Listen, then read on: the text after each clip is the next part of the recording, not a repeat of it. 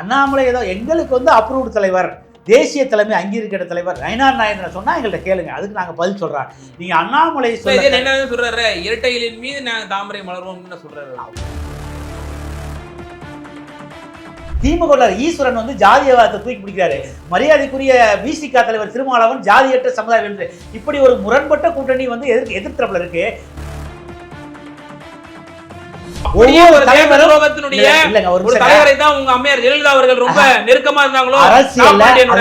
அரசியல்ல விமர்சனங்கள் வைக்கிறது, ரெண்டு பேரும் பேசிக்கலாம் இயற்கை. மாநில இல்ல அண்ணா காலத்துல இருந்து நீங்க பழச இல்லங்க, அண்ணா காலத்துல இருந்து இல்ல அண்ணா காலத்துல இருந்து மாநில சுயாட்சி சொல்றீங்க. அந்த காலத்துல எடுத்த கருத்து கணிப்பினுடைய நாரி பேரும் எதுக்கு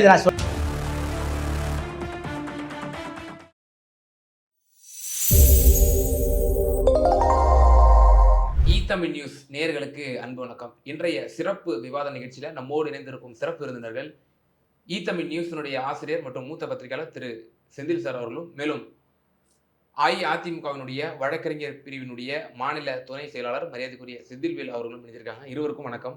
வணக்கம். திரு செந்தில்வேல் சார், முதல்ல உங்கள்கிட்ட தொடங்கலான்னு இருக்கேன்.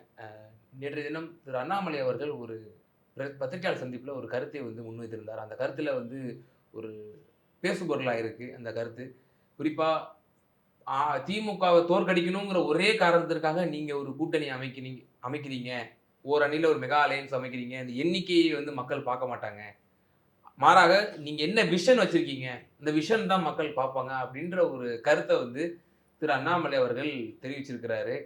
கூட்டணியில் இருக்கீங்க, நீங்கள்லாம் வந்து திமுக தோற்கடிக்கணுங்கிறத ஒரு காமன் ப்ரோக்ராமாகவே உங்களுடைய பொதுச் செயலாளர் அவர்களும் சொல்லியிருந்தார்.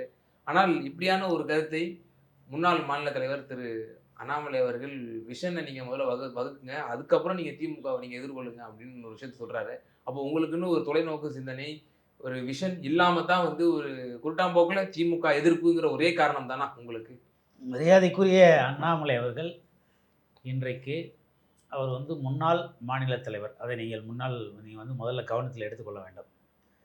எங்களுக்கு அங்கீகரிக்கப்பட்ட தமிழக பாரதிய ஜனதா கட்சியினுடைய தலைவர் மரியாதைக்குரிய பாரத பிரதமர் மோடி அவர்களும், மரியாதைக்குரிய உள்துறை அமைச்சர் அமித்ஷா அவர்களும் தலைமை தாங்கக்கூடிய பாரதிய ஜனதா கட்சியினுடைய தேசிய தலைமையுடைய மாநில தலைவராக மரியாதைக்குரிய நயினார் நாகேந்திரன் அவர்கள் இன்றைக்கு தமிழ்நாடுடைய பாரதிய ஜனதா கட்சி தலைவராக செயல்பட்டு வருகிறார். அதாவது அவர் சொல்கிற கருத்துக்களை தான் நம்ம எடுத்துக்கிற முடியும். அதனால் அனைத்து இந்திய அண்ணா திராவிட முன்னேற்ற கழக கூட்டணி தலைமையிலான பாஜக கூட்டணி இன்றைக்கு தமிழகத்திலே மக்கள் ஏற்றுக்கொள்ளக்கூடிய ஒரு கூட்டணியாக, மகிழ்ச்சிகரமான ஒரு கூட்டணியாக மக்களிடத்தில் நாங்கள் சென்று கொண்டிருக்கிறோம். நாங்கள் களம் அமைத்து கொண்டிருக்கிறோம். களம் அமைத்து இருவரும் கரம் கோர்த்திருக்கிறோம். இன்றைக்கு தமிழ்நாட்டிலே நிறைய பிரச்சனைகள் இருக்குது. அந்த பிரச்சனைகள்லாம் எப்படி சரி செய்வது? இன்றைக்கு வந்து பார்த்திங்கன்னா, சமூக நீதி பேசுகிற கட்சிகள் இந்திய அளவிலே காங்கிரஸ் கட்சியாக இருக்கட்டும், சமாஜ்வாதியாக இருக்கட்டும், ராஷ்ட்ரிய ஜனதாதளம் இருக்கட்டும், இவர்களெல்லாம் ஏதோ அரசியலுக்காக தான் வந்து ஜாதிவாரி கணக்கெடுப்புன்னு எடுத்தாங்க, கோரிக்கையை வச்சாங்க.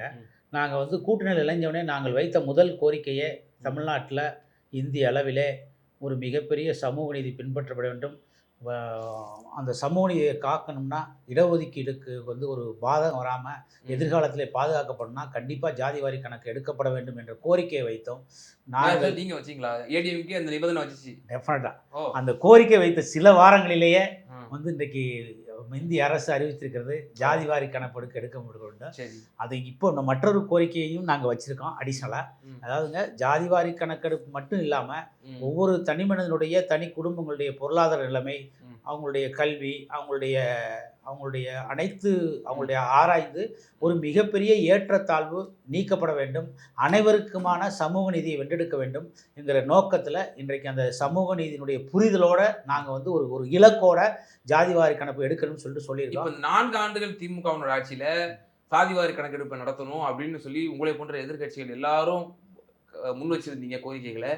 ஏன் எடப்பாடியார் அவர்கள் 4.5 ஆண்டு காலம் தமிழகத்தை ஆளும் பொழுது அவர் ஏன் எடுக்கவில்லைங்கிற ஒரு கேள்வி இருக்குது.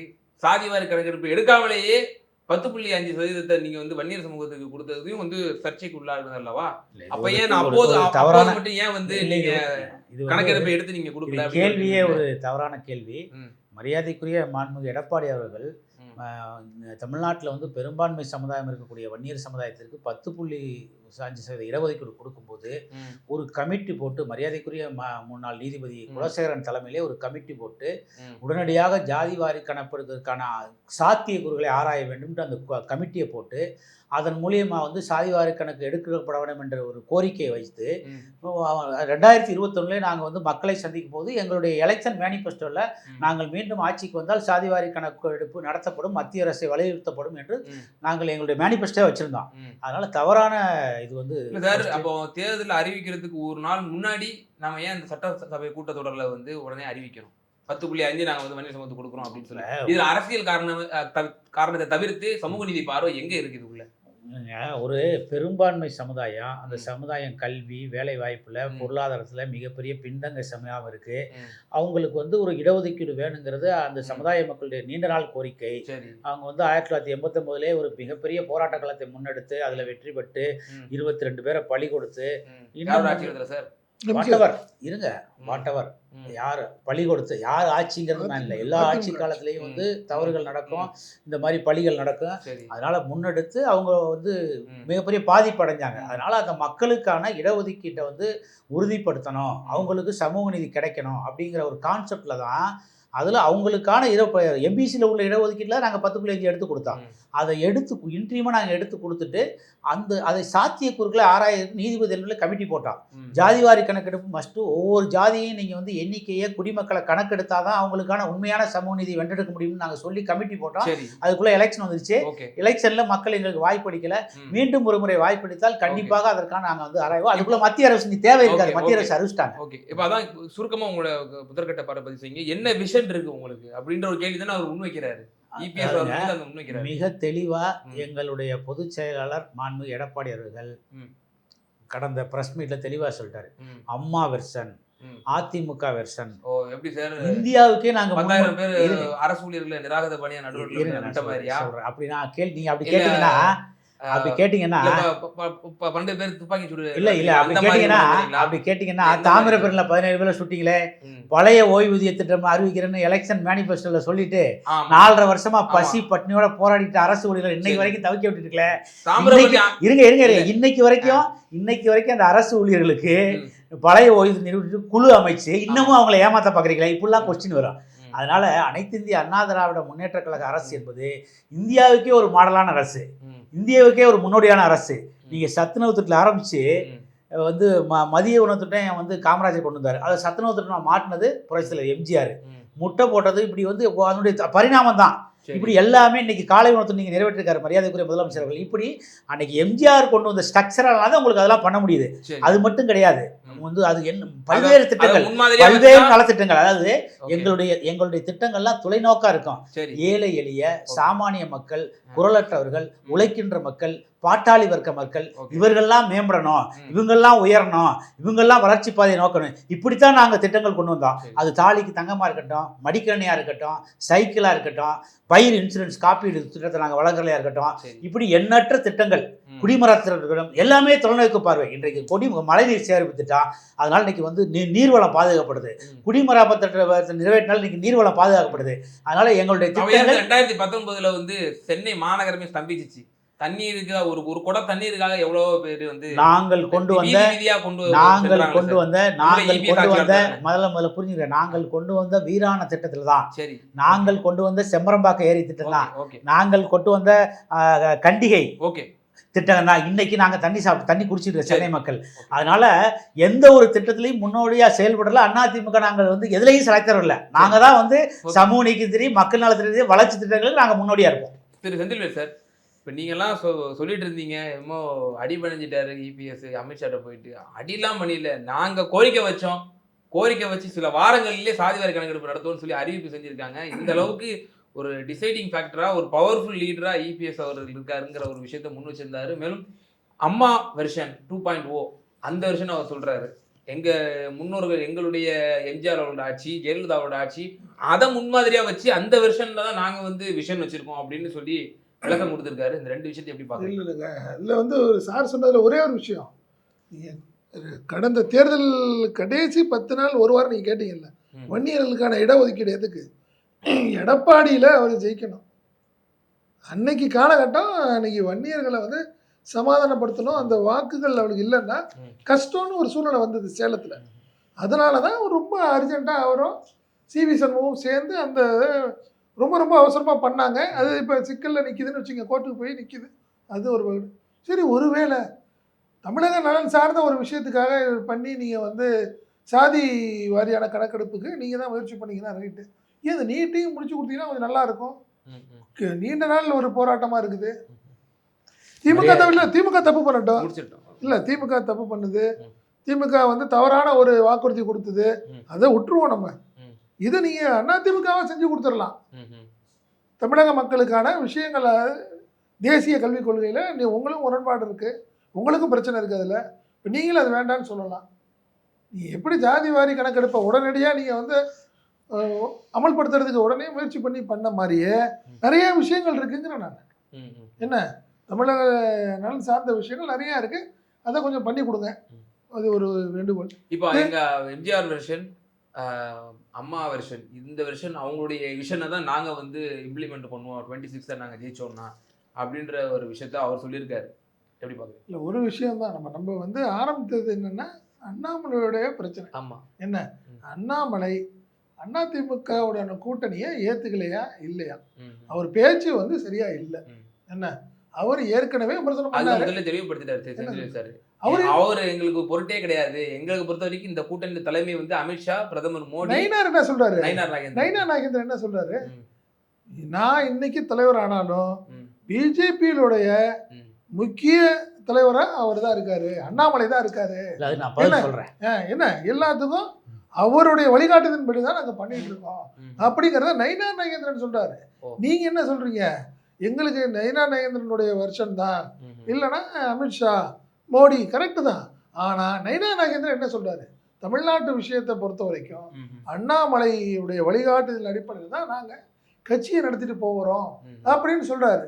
அந்த அண்ணாமலை தான் என்ன சொல்றாரு? ஒரே ஒரு விஷயம் தான், அவர் அதிமுகங்கிற வார்த்தையை கூட இல்லாமல் கூட்டணியால் எந்த பிரயோஜனமும் இல்லை, நிறைய பேர் 10 பேர் 15 பேர் போடுறதுனால எந்த பிரயோஜனமும் இல்லை, திமுகவுக்கு எதிராக நீங்கள் கொண்டாடுறீங்கன்னா என்ன வருஷங்கிறத நீங்கள் சொல்லியே ஆகணும், உங்களுடைய விஷன் என்னங்கிறத நீங்கள் தெளிவாக சொல்லுங்கிறாங்க. ஆனால் நீங்கள் அதிமுக விஷன்னா அப்போ நீங்கள் பிஜேபிகிட்ட எதுவுமே இல்லையா? ரைட்டு, அம்மா விஷன், எம்ஜிஆர் விஷன், எடப்பாடியார் விஷன் இருக்கட்டுங்க. அப்போ அதிமுகவும் பிஜேபியும் சேர்ந்த விஷன் என்னன்னு கேட்குறேன் நான். ஒருவேளை திரு அண்ணாமலை அவர்களுக்கு இந்த கூட்டணி பிடிக்காமல் இந்த மாதிரியான வார்த்தைகளை விடுறாங்க. அதுதாங்க உண்மை, 100% உண்மை தானேங்க. அவர் வேண்டான்னு சொன்னாரு. நீங்க அதிமுகவோட கூட்டணி வைக்கிறதா இருந்தா நான் ஒதுங்கிக்கிறேன்னு சொல்லிட்டு தான் ஒதுங்கினவர் அவரு. இல்ல, அப்போ இதுக்கு மூலமா இன்னொரு கேள்வி எழுப்பதா சார்? இப்போ அண்ணாமலை அவர்கள் இப்போ இப்படி ஒரு முடிவில் அவர் மூர்க்கமா இருந்தார் அப்படின்னா வாக்குகள் சிதறும், அப்போ திமுகவுக்கு அவர் மறைமுகமா உதவுறாரு அண்ணாமலை அவர்கள் அப்படின்ற ஒரு பேச்சும் வந்து அரசியல்ல இது உண்மைதானங்க. நீ அரசியல்ல வந்து எனக்கு ஒரு வாய்ப்பு, நான் தான் கட்சியை 3 வருஷமா கத்து கொண்டாந்தேன், ஒரு வாய்ப்பு தரல, நீங்க வேற ஒரு தலைவரை வச்சு ஜெயிக்கணும்னு நினைச்சீங்கன்னா அண்ணாமலைக்கு எப்படி, அவருக்கு என்ன இருக்குது? இனிமே ஒதுங்கி தான் இருப்பாரு. கொங்கு மிகப்பெரிய பலமா இருந்த ஒரு அண்ணாமலை இனிமே என்ன பண்ண போறாரு? நீங்க சவுத்து மட்டும் தான் இனிமே உங்களுக்கு. அண்ணாமலையை நீங்க அனுசரிச்சு போறேன்னா கொங்குல ஆளே இல்லையாங்க. பிஜேபியில யார் இருக்கா? புரியுதுங்களா? திமுகவுக்கு சாதகம் தான், அரசியல்ல எதிரிக்கு நண்பன் தானங்க. அது ஒன்றும் செய்ய முடியாது இல்லை நீங்க. அதனால நீங்க அண்ணாமலையை சமாதானப்படுத்தலைன்னா அதிமுக பாஜக கூட்டணிங்கிறது வெற்றியை நோக்கி போறதுக்கான வாய்ப்புகள் இல்லைங்கிறது என்னோட. அப்போ இன்னும் டிசைடிங் அத்தாரிட்டியில இன்னும் அவரோட இன்ஃப்ளூயன்ஸ், அண்ணாமலை அவர்களோட இன்ஃப்ளூயன்ஸ் இன்னும் இருக்குன்னு நினைக்கிறீங்களா? மேலும் பல வாதங்களை முன் வச்சாரு. அண்ணா வந்து ஃபர்ஸ்ட் மரியாதைக்குரிய ஒரு மூத்த பத்திரிகையாளர் நீட் தேர்வை நாங்க பெற்றுக் கொடுக்கணும்னு சொல்றாரு. அது மட்டும் சொல்லல, நான் சொல்றேன், தவறு செய்திருந்தாலும் நீங்க பெற்றுக் கொடுக்க உரிமை நீட் தேர்வை நாங்க பெற்றுக் கொடுக்கணும்னு சொல்றாரு. அதாவது இது நான் முக்கியமாக இதுக்கு எக்ஸ்பிளேஷன் நான் சொல்லி ஆகணும். இந்தியா லெவலில் வந்து அது வந்து கொள்கை ரீதியாக அனைத்து மாநிலங்களும் இன்றைக்கி நீட் தேர்வு நடத்திக்கிட்டு இருக்காங்க. அதனால் அது காங்கிரஸ் திமுக கூட்டணியில் மரியாதைக்குரிய நாமக்கல் பாராளுமன்ற உறுப்பினராக இருந்த மத்திய மக்கள் இணை அமைச்சர் காந்தி செல்வம் தான் நீட்டு வரைவையே சட்டமன்றத்தில் பாராளுமன்றத்தில் வாசிக்கிறாரு. அதனால் இதில் வந்து திமுகவுக்கு முழு பங்கு இருக்குது நீட்டை கொண்டு வந்ததில். எங்களுடைய கோரிக்கை, எங்களுடைய இது வந்து நீட் விளக்குன்னு தான் நாங்களும் அதே டிமாண்ட் தான் நாங்கள் வைக்கிறோம். ஆனால் அது சாத்தியம் இல்லைன்னு தெரிஞ்சவொன்னே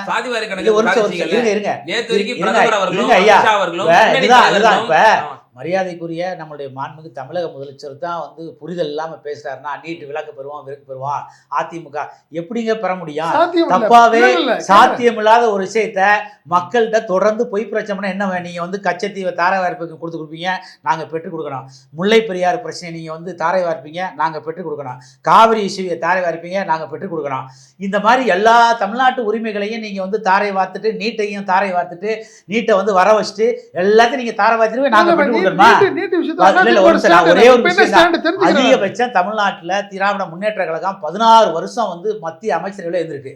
89 விபி சிங் தலைமையிலான அரசில் இருந்திருக்காங்க, ஐகே குஜரால் தலைமையிலான அரசில் இருந்திருக்காங்க, தேவகவுடா தலைமையிலான அரசில் இருந்திருக்காங்க, வாஜ்பாய் தலைமையிலான அரசில் இருந்திருக்காங்க, காங்கிரஸ் மன்மோகன் சிங் தலைமையிலான அரசில் இருந்திருக்காங்க. தொடர்ந்து 10 வருஷம், இப்படி 16 வருஷம் தொடர்ந்து மத்திய அரசு அப்போல்லாம் இதை பற்றி பேசாமல் இப்போ நாங்கள் நீட்டு விலக்கு பெறுங்க, நீங்கள் போய் கூட்டணி சேர்ந்தாலே இருங்க.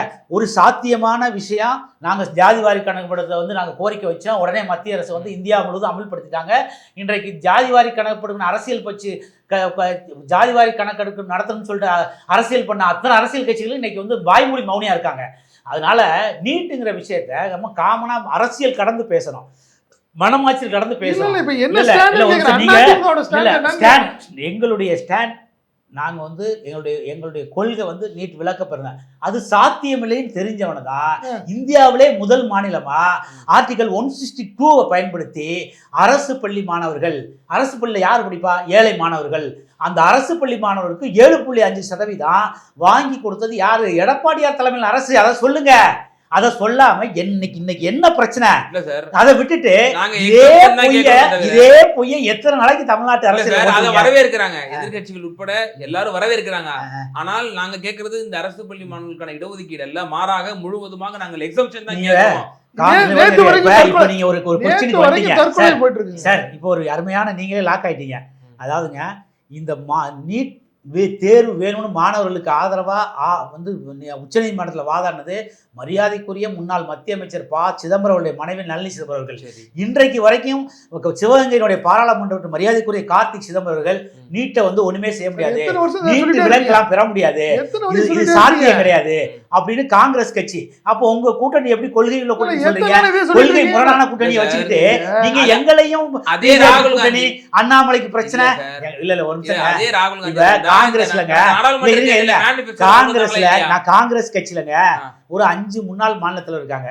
தங்கபால் இருக்காரு, கிருஷ்ணசாமி இருக்காரு, KS அழகிரி இருக்காரு, திருநாவுக்கரசர் இருக்காரு, இப்படி ஏகப்பட்டது. அவங்களுக்கு ஒரு நிலைப்பாடு இருக்கா. அந்த மாதிரி தான் பிஜேபிலையும் ஒரு 5-6 முன்னாள் இல்ல ஒரு நிமிஷம் அவங்க கூட்டணி விட்டு நம்ம வெளியே வரணும். நிறைய பேருக்கு மன வருத்தங்கள் உண்டு, நிறைய பேர் அப்பப்போ கருத்துக்கள் தெரிவிப்பாங்க. அதையெல்லாம் வந்து ஊடக விவாதங்கள்ல யாரும் எடுத்துக்கிறல. அண்ணாமலை ஏதோ எங்களுக்கு வந்து அப்ரூவ்டு தலைவர், தேசிய தலைமை அங்கீகரிக்கிற தலைவர் நயினார் நாகேந்திரன் சொன்னா எங்கள்கிட்ட கேளுங்க, அதுக்கு நாங்க பதில் சொல்றோம். நீங்க அண்ணாமலை சொல்றாரு இரட்டைகளின் மீது நாங்க தாமரை மலர்வோம்னு சொல்றாரு. அவங்க வந்து ஏதோ ஒரு ஆர்வ கோளாறுல சொல்லிருக்காங்க. ஒரு நிமிஷங்க, அதெல்லாம் வந்து அவங்க ஏதாவது சொல்லிட்டு போறாங்க. ஒரு நிமிஷங்க, அவங்க ஏதாவது சொல்லிட்டு போறாங்க. முன்னாள் மாநில தலைவர் அவங்க ஏதாவது அரசியல் வெறுப்பு இருப்பாங்க. அந்த கட்சிக்குள்ள இல்லங்க, எல்லா கட்சியிலுமே இருக்கா அரசியல் வெறுப்பு இருப்பாங்க. அதிமுக ஒரு மாபெரும் இயக்கம், பேர் இயக்கம். தமிழ்நாட்டில் 32 ஆண்டு காலம் ஆண்ட கட்சி, கிட்டத்தட்ட 2,40,00,000 உறுப்பினர்களை கொண்ட கட்சி. அதனால இது சாதாரண இயக்கம் கிடையாது. இந்த தமிழ்நாட்டை பொறுத்தவரை நீங்க தேசியத்துக்கு வேணா மரியாதைக்குரிய மோடி அவர்களும் அமித்ஷா அவர்களும் வந்து தலைவராக ஏற்றுக்கொள்வோம். தமிழ்நாட்டை பொறுத்தவரை மரியாதைக்குரிய மோடி அவர்களுக்கு மரியாதைக்குரிய அமைச்சர் எடப்பாடியார் தான் தலைவர். அவரே சொல்லிட்டு போயிட்டார் வாயால. தமிழ்நாட்டில் அனைத்து இந்திய அண்ணா திராவிட முன்னேற்ற கழக தலைமையிலான கூட்டணியில் பாஜக இணைகிறது. இந்திய அளவிலே அவர்கள் தேசிய ஜனநாயக கூட்டணி. தமிழ்நாட்டில் நாங்கள் அதிமுக கூட இருக்கோம். முதலமைச்சர் வேட்பாளர் மரியாதைக்குரிய எடப்பாடி பழனிசாமி தான். இதுல எந்த குழப்பமும் கிடையாது. நாங்கள் வந்து எடப்பாடி பழனிசாமி அவர்களை முதலமைச்சராக நாங்கள் முழு மூச்சோடு வேலை செஞ்சு சொல்றேன். இதுல அண்ணாமலை சொல்றாரு இல்ல சார், இப்ப நீங்க அம்மாவோட வெர்ஷன், புரட்சி தலைவர் எம்ஜிஆரோட வெர்ஷன் நீங்க சொல்றீங்க இல்லையா? இந்த வெர்ஷனுக்கு வந்து தீவிர வலதுசாரி கொண்ட பிஜேபி வந்து உறுதுணையா இருக்குமா அப்படின்னு ஒரு கேள்வி இருக்கு. ஏன்னா இதே அண்ணாமலை அவர்கள் தான் A1 அக்யூஸ்டுன்னு சொல்லி உங்க அம்மையார் ஜெயலலிதா மீது குற்றச்சாட்டு வச்சாரு. நீங்க கடந்த முறை கூட்டணி வெளியேறியதற்கு முக்கிய காரணமாக இருந்தது பசுமன் முத்துராமலிங்க தேவர் அவர்களை ஒப்பிட்டு பெருஞ்சர் அண்ணா பெருந்தையை இழிவுபடுத்தினார் என்ற காரணத்துக்காக தான் நீங்களே பிரஸ் மீட்ல அண்ணாமலை அவர்களை கடுமையான விமர்சனம் பண்ணி நீங்க வெளியே வந்திருக்கும் முக்கியமான காரணம். நான் சொல்றேன், அதாவது அரசியல்ங்க, அதாவது ஒருத்தரை விமர்சிக்கிறது, ஒருத்தர் பேசிக்கிறது. அப்படி பார்த்தா இன்னைக்கு திமுக கூட்டணியில காங்கிரஸ் இருக்கவே முடியாது. அப்படி பார்த்தா கம்யூனிஸ்ட் வந்து திமுக கூட்டணியில் இருக்கவே முடியாது. அப்படி பார்த்தா கொங்கு ஈஸ்வரன் இருக்கவே முடியாது. அப்படி பார்த்தா திருமாவளம் இருக்கவே முடியாது. நாட்டில் வந்து காங்கிரஸ் கட்சி பண்ணாத அட்டகாசமே கிடையாது. 202 முறை இந்திய அரசு திருத்திருக்காங்க. இல்ல மிசாங்கிற வந்து எமர்ஜென்சி சட்டத்தை கொண்டு வந்து ஒட்டுமொத்த திமுக தலைவர்களையும் அடிச்சு ஒடிச்சு 600 நாட்கள் மேல சிறை வச்சாங்க. 2 பேருக்கும் மிகப்பெரிய முரண் இருக்கு கொள்கை. தமிழ் தேசியமா இருக்கட்டும், இந்திய அளவுல இந்திய ஒருமைப்பாட்டுக்கு எதிரான கட்சின்னு பல முறை மேடையில் பேசியிருக்கு. இன்னைக்கு இருக்கிற காம்ரேட் கம்யூனிஸ்ட் கட்சியில் வந்து 1962 சீனா போரின் போது சீனாவுக்கு ஆதரவா வந்து இந்திய அரசியல் களத்தில் இருந்தவங்க. இன்னைக்கு வரைக்கும் இந்திய அரசியல் களத்தில் நம்பகத்தன்மையற்றவர்கள். இன்றைக்கு திமுக கூட இருக்கிற ஈஸ்வரன் அவர்கள், நான் சொல்றேன் முடிச்சிடறேன், திமுக ஈஸ்வரன் வந்து ஜாதியவாதத்தை தூக்கி பிடிக்கிறாரு. மரியாதைக்குரிய விசிக தலைவர் திருமாவளவன் ஜாதியற்ற சமுதாயம் என்று இப்படி ஒரு முரண்பட்ட கூட்டணி வந்து எதிர்த்தரப்புல இருக்கு. நாங்க வந்து அப்படி வந்து எங்களுக்குள்ள ஒரு பெரிய முரண்பாடு கொள்கை முரண்பாடு. இப்போ நீங்க வலதுசாரிகளோட கருத்து போல இருக்கு. இல்ல ஒரு கம்யூனிஸ்ட் கட்சியில இப்போ அவங்க தான் வந்து நக்சல் மாவோன் அப்படின்னு சொல்றாங்க. அப்படின்னா இதே அம்மையார் ஜெயலலிதாவுக்கு ரொம்ப நெருக்கமா இருந்தது யாரு? தா பாண்டியன் அவர்கள் தானே. தா பாண்டியன் அவர்கள் என்ன சொல்லப்பட்டது? அரசியல் அந்த காலத்துல எடுத்தப்பட்ட கருத்து கணிப்பினுடைய கருத்து என்ன சொன்னா நாரி பேரும் மக்கள் சொல்ல வரேன். ஒரு தலைவரை தான் உங்க அம்மையார் ஜெயலலிதா அவர்கள் ரொம்ப நெருக்கமா இருந்தாங்களோ. சொல்றேன், அரசியல்ல விமர்சனங்கள் வைக்கிறது, 2 பேரும் பேசிக்கிறதுலாம் இயற்கை. அதை நீங்க ஒவ்வொரு முறையும் கொஸ்டின் கேட்டீங்கன்னா, அதாவது அரசியல்ல ஒருத்தர் இப்ப காங்கிரஸ் திமுகவும் சேரும்போது, காங்கிரஸ் கம்யூனிஸ்ட் சேரும்போது ஒவ்வொரு மாநிலத்தையும் காங்கிரஸும் கம்யூனிஸ்டுக்கும் எதிர்ப்பு நிலை இருக்கு. இங்க ஜாதியவாதத்துக்கும் ஜாதிய வாழர்களுக்கும் இங்க வந்து வேற்றுமை இருக்கு. நீங்க எல்லாம் ஒரு கூட்டணி சேர்ந்திருக்கும் போது நாங்க சேரக்கூடாதா? சார் எல்லாம் ஒரே காரணம் தான் சார். இங்க வந்து ஒரே ஒரு விஷயம், குறைந்தபட்ச செயல் திட்டம் எப்போது? இப்படி கேளுங்க, இது ஒரு அரசியல், ஒரு நாகரிகமான கேள்வி. இப்ப குறைந்தபட்ச செயல் திட்டம் வைக்கணும். எங்கள் இப்ப இந்த பாரதத்தின் மீது ஒரு மிகப்பெரிய தாக்குதல் நடந்துகிட்டு இருக்கு. இப்ப நம்ம எல்லாம் சேர்ந்து இந்த போரை எதிர்கொண்டு இன்னும் 10 மாசம் இருக்கு எலெக்ஷனுக்கு. நான் வந்து 10 மாசம் இருக்கு. ஃபர்ஸ்ட் 2 கட்ட தொண்டர்களும் ஆங்காங்கே வந்து நாங்க லோக்கல்ல ஒன்றிணைறோம். தமிழ்நாட்டில் 68 பூத் இருக்கு. பூத் வைஸா 2 பேரும் ஒன்றிணைறோம். எங்களுடைய கருத்துக்கள் இன்றைக்கு வந்து எங்களுடைய நோக்கமே வந்து திராவிட முன்னேற்ற கருத்தை வீழ்த்தல் தான் நாங்கள் கூட்டணியே சேர்ந்திருக்கோம். அதாவதுங்க கூட்டணி என்பதுங்க ஒரு ஆளுங்கட்சியை வீழ்த்துவதற்கு எதிர்கட்சிகள் அமைக்கக்கூடிய வியூகம் தான். ராஜாஜி அந்த காலத்திலே சொல்லிட்டு போயிட்டாரு. மரியாதைக்குரிய முதலமைச்சர் ராஜாஜி என்ன சொல்லியிருக்காரு? கூட்டணிங்கிறது தேர்தலுக்கு மட்டும்தான். அப்புறம் உங்களுடைய கொள்கையெல்லாம் தேர்தலுக்கு அப்புறம் நீங்க வச்சுக்கோங்க. எலெக்ஷன்ல ஜெயிக்கிறதுக்கு மட்டும்தான் கூட்டணி. அதாவதுங்க இப்ப திமுக வந்து ஒரு கொள்கையில கூட்டணி அமைச்சிருந்தா நீங்க கேட்கறலாம் நியாயம் இருக்கு. அவங்க கூட்டணிக்குள்ள 1000 முரண்பாடு இருக்கு. ஒரு நிமிஷம், குறைந்தபட்ச செயல் திட்டத்துக்கு நான் சொல்றேன், 10 மாசம் இருக்கு. இன்னும் நாங்க எங்களுடைய உயர்மட்ட குழுக்கள் கூடணும். ஒரு நிமிஷம், எங்க உயர்மட்ட குழுக்கள் கூடணும். முரண்பாடு இருக்குன்றீங்கல்ல, எத்தனையோ சட்டப்பேரவைகள்ல தீர்மானம் கொண்டு வந்திருக்கிறாங்க. மத்திய அரசுக்கு எதிராக நம்முடைய மாநில சட்டப்பேரவையிலேயே ஒரு சேர பல தீர்மானங்கள் கொண்டு வந்திருக்கிறாங்க. இதில் எந்த தீர்மானங்கள்ல கூட்டணி கட்சியில் இருக்கக்கூடிய விசிகாவோ இல்ல கம்யூனிஸ்டுகளோ இல்ல காங்கிரஸோ எதிர்த்து போர் கொடி தூக்கினார்கள், இல்ல வாக்களித்தார்கள், எதிர்த்து அவர்கள் வந்து ஓட்டு போட்டார்கள் என்று ஏதாவது ஒண்ணு சொல்ல முடியுமா சார்? நீங்க எக்ஸாம்ஷனா சொல்லலாம். ஒரே ஒரு நிமிஷம், ஒரு நிமிஷம் சொல்லிடுறேன். அதாவதுங்க ராஜீவ்காந்தி கொலை குற்றவாளிகள்ல வந்து குற்றம் சாட்டப்பட்ட பேரறிவாளன் உட்பட நல்லி உட்பட அத்தனை பேரையும் விடுதலை செய்யன்னு சொல்லிட்டு சட்டமன்றத்தில் ஒரு தீர்மானம் கொண்டு வந்தாங்க. காங்கிரஸ் எதிர்த்து ஓட்டு போட்டு வெளிநடப்பு பண்ணாங்களா இல்லையா? பண்ணாங்களா இல்லையா? இல்ல ஒரு நிமிஷம், அதே மாதிரி பேரறிவாளன் விடுதலை ராகுல் காந்தி அவர்கள் பேரறிவாளன் விடுதலை செய்யப்படுறார். கம்யூனிஸ்ட் நம்ம மரியாதைக்குரிய மதிமுக பொதுச் செயலாளர் போய் கட்டி பிடிச்சி முத்தம் கொடுத்தாரு. மரியாதைக்குரிய முதலமைச்சர் வந்து வரவேற்கிறாரு, அவங்களை சந்திக்கிறாரு. எங்களுடைய பொதுச் செயலாளர் எடப்பாடி கூட தான் சந்திச்சாரு. ஆனால் அந்த கொள்கை முரண் இருக்கிற காங்கிரஸ் கட்சி எதிர்த்தாங்க. இப்படி 2 பேருக்குமே ஒத்து போகாத பல விஷயம் இருக்கு. சட்டமன்றத்துல தீர்மானம் காங்கிரஸ் வெளிநடப்பு பண்ணிருக்கு. பல விஷயங்களை சொல்லலாம். நான் ஒரே ஒரு விஷயத்தை நான் உங்களுக்கு சுட்டி காட்டுறேன். அதனால கொள்கை முரண் நான் என்ன சொல்றேன், அண்ணாமலை ஒரு சொல்றதை பத்தி நான் கவலை இல்லை. அண்ணாமலையால எந்த பாதிப்பும் ஏற்படுத்த முடியாதுன்னு ஒரு வார்த்தையில சொல்லுவேன். எதுக்கு இவ்வளவு பிரச்சனை? அதாவதுங்க, அண்ணாமலை இப்போ ஒரு முன்னாள் தலைவர், எங்களுக்கு அப்ரூவ்டு தலைவர், தேசிய தலைமையில் அங்கீகரிக்கப்பட்ட தலைவர் நயினார் நாகேந்திரன். அவருடைய கருத்துக்கு மட்டும்தான் நாங்க பதில் சொல்ல முடியும். காங்கிரஸ் கட்சியில் இருக்கிற முன்னாள் மாநில தலைவர் கருத்துக்கெல்லாம் வந்து திமுக முதலமைச்சர் பதில் சொல்ல முடியாது. அதே மாதிரி பிஜேபியில் உள்ள முன்னாள் மாநில தலைவர் கருத்துக்கெல்லாம் நாங்க பதில் சொல்ல முடியாது. அண்ணாமலை கருத்தால தேர்தல்ல எந்த பிரச்சனையும் இருக்காதுன்றீங்க. எந்த பாதிப்பு இருக்காது. இதை நீங்க நான் எக்ஸ்பிளைன் தான் பண்ணேன். எங்களுடைய பொதுச் செயலாளர் ஒரு 50 ஆண்டு காலம் பொது வாழ்க்கையில் உள்ளவர். அதே மாதிரி மரியாதைக்குரிய நயினார் நாகேந்திரன் பாஜக தலைவரும் ஒரு 40 ஆண்டு காலம் பொது வாழ்க்கையில் உள்ளவர். இருவருமே ஒரு பக்குவப்பட்ட ஒரு மெச்சூரிட்டியான தலைவர்கள். அதனால அவங்க கூடி இந்த முடிவு எடுத்துக்கிறாங்க. இதுல வந்து அண்ணாமலை வந்து தலைவராக இருந்தால் மட்டும்தான் அவருடைய கருத்துக்கு பதில் சொல்ல முடியும்.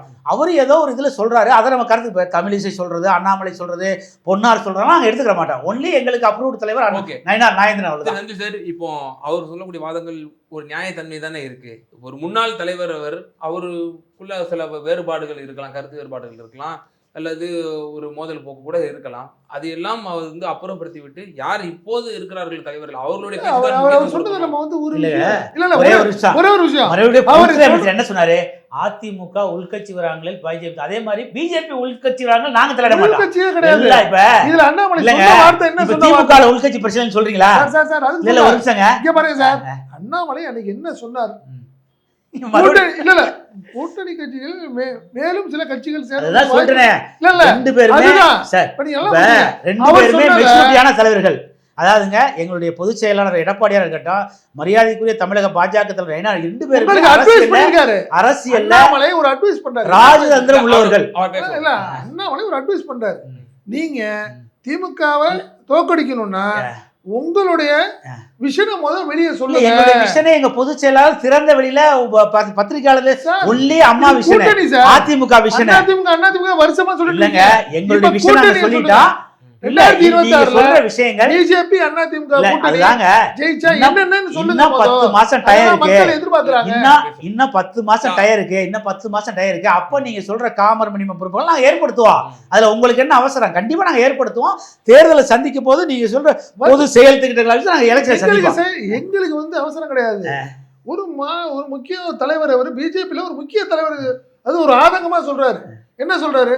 நீங்க வந்து கூட்டணி எல்லாம் சேர்க்கறதுல திமுகவில் இப்போ நீங்கள் வந்து 2 அமைச்சர் பதவி, அவங்களுக்கு ஒரு ஆதங்கம் இருக்கா.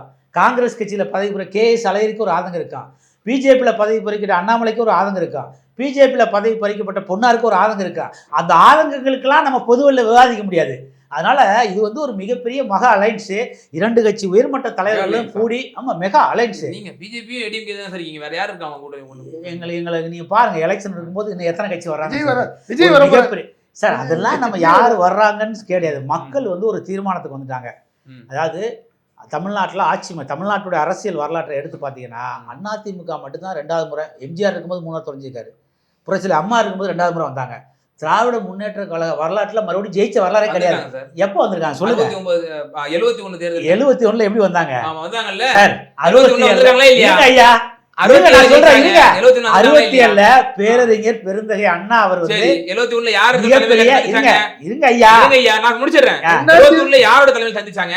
இருங்க, அதுதான் நான் விளக்கம் சொல்றேன். ரஜினிகாந்த் அவர்கள் துக்ளக் விழாவில் கூட ராமருடைய படத்திற்கு செருப்பு மலையெல்லாம் அணிவிச்சாங்க. அந்த மாதிரி எல்லாம் அந்த